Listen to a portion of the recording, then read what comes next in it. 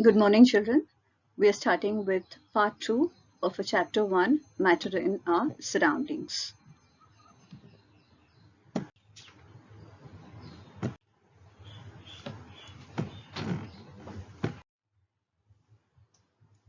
Now we have understood that the matter can change from one state to the other.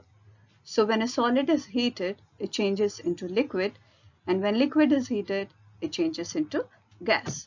Similarly, when gas is cooled, it changes into liquid, and when liquid is cooled, it changes into solid. So this example we can see very well in case of ice. Ice, when heated, changes into liquid because the particles in the ice will start moving and they will have more space after heating, and the ice will melt to form liquid. And when liquid is heated, that is water is heated, the particles will still move apart. That is, they move far away, and they also are vibrating a lot, and they form the gaseous form, which is steam. Melting. Melting is also known as fusion. When a solid is heated, the particle begins to vibrate with greater speed, and also the particles start moving freely. Then, at a particular temperature, this solid will melt and it changes into liquid. The process of melting is known as fusion. So for ice, the melting point is 0 degree or 273 Kelvin. Latent heat of fusion. What is latent? Latent means hidden.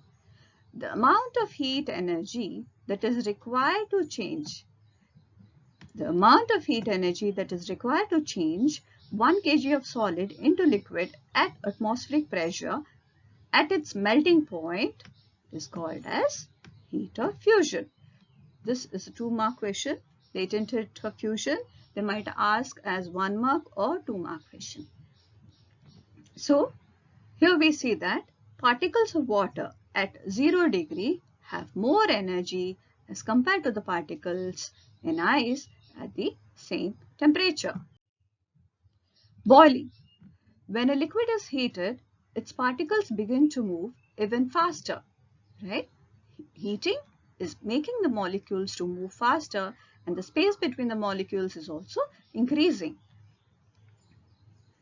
Then, at a particular temperature, the liquid begins to boil and it changes into gas, right? Then, boiling is called a bulk phenomenon. Why is it called a bulk phenomenon? The liquid, when it boils, the bulk of liquid, the whole of the liquid changes into vapor. So this is an important question. The temperature at which the liquid starts boiling is called its boiling point. The temperature at which the liquid starts boiling is called boiling point. So water boils at 100 degree or 373 Kelvin. So here previously we have seen 0 degree was 273 Kelvin. Now 100 will be 273 plus 100, which is 373 Kelvin. Here the questions of type convert from Celsius to Kelvin and Kelvin to Celsius are asked during examination. Latent heat of vaporization. Previously, we have seen latent heat of fusion. Now, latent heat of evaporation. That is, it is the energy that is required to change 1 kg of liquid into gas, right? 1 kg of liquid into gas. Again, at atmospheric pressure, but at its boiling point, right? The amount of heat energy that is required to change 1 kg of liquid into gas at atmospheric pressure at its boiling point is called latent heat of vaporization. Now this diagram depicts what temperature, increase in temperature, does to the particles or the molecules in solid and liquid. So you can see after applying heat, the space between the molecules or the particles has increased both in case of solid as well as liquid. Sublimation. Sublimation is the change of state directly from solid to gas or from gas to solid, right? So if you take a karpur or the camphor, which scientifically we called ammonium chloride, if it is heated, you can see that it changes directly from solid to vapor. And these vapor, when they cool, they will solidified on the edges of the conical flask. So this is a 3-mark question. Effect of pressure. When pressure is applied on gas, the particles come closer and the gas changes into liquid. So if you see this diagram here, now pressure is applied, the particles, the molecules in the gas are coming closer by. When they are more compact, the space between the particles has decreased, and since it has decreased, it changes its state from gas to liquid. So we can liquefy gases. We can liquefy gases by applying pressure and reducing temperature. So have you heard of dry ice? What is dry ice?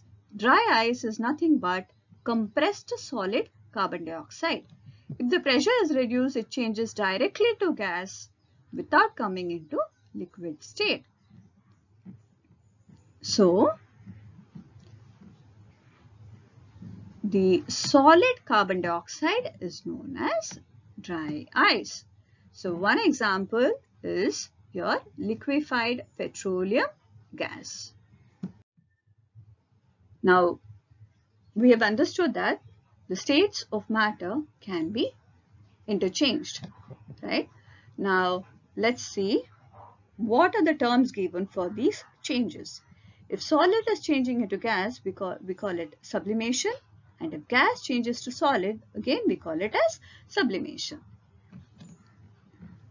When solid changes to liquid, that is melting, we call it as fusion, and when liquid changes into solid, we call it solidification. And when liquid changes into gas, we call it evaporation, and when gas changes into liquid, we call it condensation. So evaporation. What is evaporation? The change of liquid into vapor at any temperature below its boiling point is called as evaporation. So evaporation is a surface phenomenon. Suppose you keep a bucket of water, you can see that water slowly starts evaporating from the surface. But if you keep a more wider vessel, then this evaporation is faster in the wider vessel because the surface area is more. So what are the different factors which affect evaporation? The rate of evaporation depends on the surface area. That is, increase in surface area increases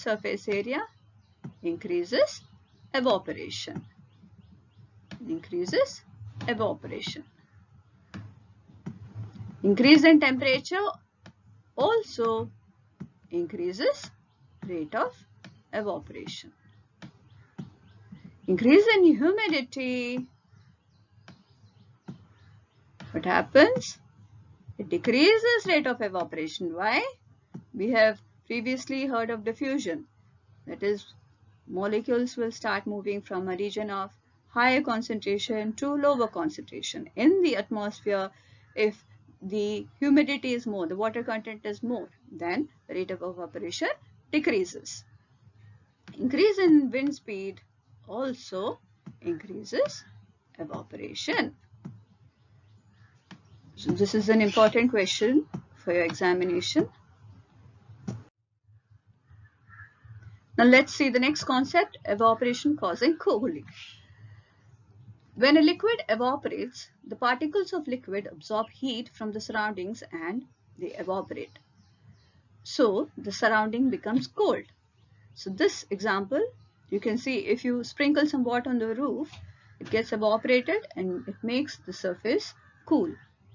During summer, we sweat and make our body cool. Similarly, the cotton clothes absorb the sweat and keeps our body cool.